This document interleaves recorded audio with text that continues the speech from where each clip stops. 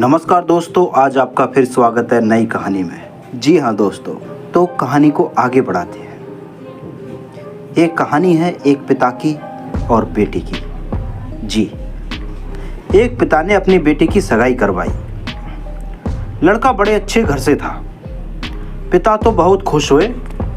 लड़के और लड़के के माता पिता का स्वभाव बड़ा अच्छा था, तो पिता के सर से बड़ा बोझ उतर गया। एक दिन शादी से पहले लड़के वालों ने लड़की के पिता को खाने पर बुलाया। पिता की तबीयत ठीक नहीं थी, फिर भी वह ना नहीं कह सके और लड़के वालों ने बड़े ही आदर सत्कार से उनका स्वागत किया और फिर लड़की के पिता के लिए चाय बनाई। फिर चाय आ गई। शुगर की वजह से लड़की के पिता को चीनी वाली चाय से दूर रहने को कहा गया था, लेकिन क्या करते, बेचारे मजबूर थे। लड़की के होने वाले ससुर घर में थे तो चुपचाप रहकर चाय हाथ में ले ली। चाय की पहली चुस्की लेते ही वो चौंक से गए। चाय में चीनी बिल्कुल नहीं थी, इलायची भी डली हुई थी।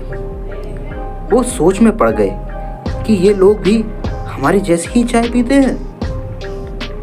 अब दोपहर हुआ। दोपहर में खाना खाया, वो भी बिल्कुल उनके घर जैसा।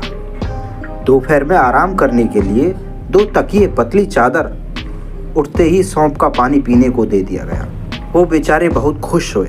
वहाँ से विदा लेते समय उनसे रहा नहीं गया तो पूछ बैठे, मुझे क्या खाना है, क्या पीना है, मेरी सेहत के लिए क्या अच्छा है, क्या बुरा है, ये प्रैक्टिकल आपको कैसे पता है। तो बेटी की सास ने धीरे से कहा कि कल रात को ही आपकी बेटी का फोन आ गया था और उसने कहा कि मेरे पापा स्वभाव से बड़े सरल हैं और थोड़े शर्मीले भी हैं। बोलेंगे तो कुछ नहीं, प्लीज अगर हो सके तो उनका ध्यान रखिएगा। अब क्या था, पिता की आंखों में वहीं पानी आ गया। अब लड़की के पिता जब अपने घर पहुंचे तो घर के हॉल में लगी अपनी स्वर्गवासी माँ के फोटो से हार निकाल दिया। जब पत्नी ने पूछा कि ये क्या कर रहे हो जी, तो लड़की के पिता बोले, मेरा ध्यान रखने वाली मेरी माँ इस घर से कहीं नहीं गई है, बल्कि वो तो मेरी बेटी है।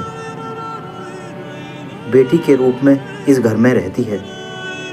और फिर पिता की आंखों से आंसू झलक गए। वो फिर फपक फपक कर रो पड़े।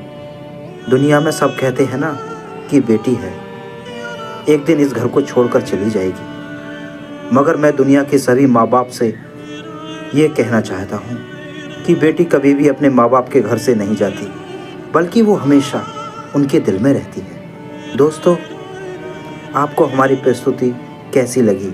अपने अनमोल विचार कमेंट्स में ज़रूर बताइएगा।